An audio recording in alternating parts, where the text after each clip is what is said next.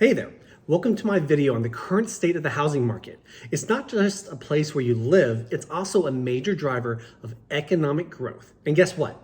The housing market has been pretty strong lately and there's no sign of it slowing down. But hold on to your hats because we're going to talk about why it's unlikely to crash and how it's completely different than the 2008 market crash.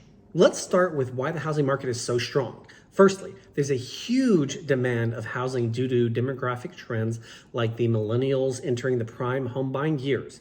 Plus, there's a shortage of housing inventory, which drives up the prices. And let's not forget about the low interest rates and a strong economy, which contribute to the housing market's strength.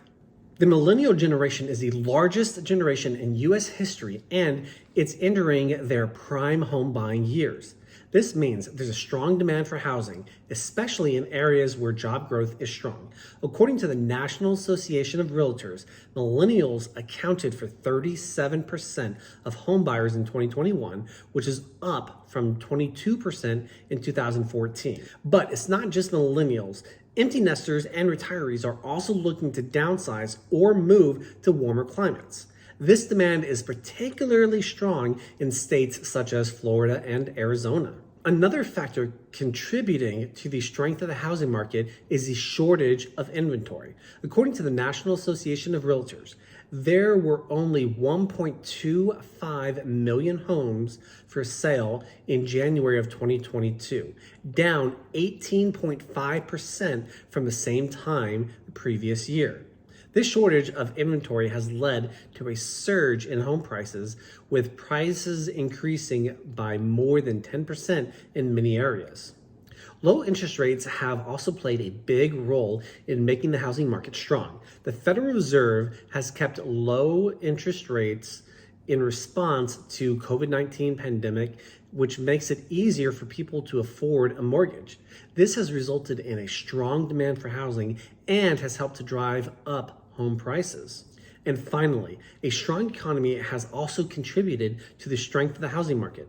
Strong job growth and low unemployment rates have given people the confidence to buy a home.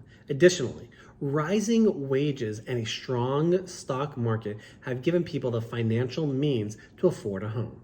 Now, some people may be wondering if we're headed for another housing crisis. But don't worry, the current housing market is different from the one that led to the 2008 market crash. In 2008, there was a housing bubble that caused by an oversupply of homes and risky lending practices. But today's housing market is driven by a shortage of inventory and a strong demand, not risky lending practices. Plus, lending standards have tightened significantly since the last crisis, making it more difficult for risky borrowers to obtain loans. Lending standards have tightened significantly since the last crisis. In the years leading up to the 2008 market crash, lenders were offering mortgages to people with poor credit and little to no documentation of their income. This led to a wave of foreclosures when the borrowers were unable to keep up with the mortgage payments. But now, lending and lenders are much more cautious about who they lend to. Borrowers must have good credit and provide documentation of their income in order to obtain a mortgage. This has resulted in a much more stable housing market. Another thing that makes the current housing market different from that of the one that led to the 2008 market crash is its absence of a housing bubble. A housing bubble occurs when housing prices rise rapidly and unsustainably, driven by speculation and a belief that prices will continue to rise indefinitely. When the bubble bursts, it can lead to a wave of foreclosures and a collapse of the housing market. But the current rise in housing prices is being driven by a shortage of inventory and a strong demand, not speculation. This makes it less likely that we'll be seeing a housing bubble and subsequent crash. In conclusion, the housing market is strong and stable, driven by strong demand and shortage of inventory. While there are risks to be aware of, the current housing market is different from the one that led to the 2008 market crash. Lending standards are tighter, there's no housing bubble, and the economy is strong. However, it's still important for home buyers and homeowners to be aware of the risks and make informed decisions when buying or selling a home. Home buyers should be prepared to pay more for a home than they may like to have done in the past due to rising home prices. But don't worry, low interest rates make it easier to afford a mortgage.